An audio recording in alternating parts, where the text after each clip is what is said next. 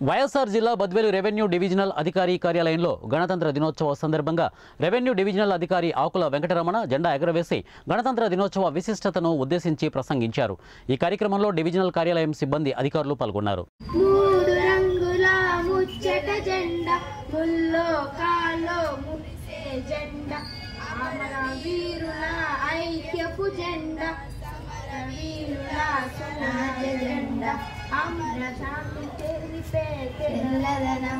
పైరు పంటల పచ్చదనం శాంతిని తెలిపే తెల్లదనం పైరు పంటల పచ్చదనం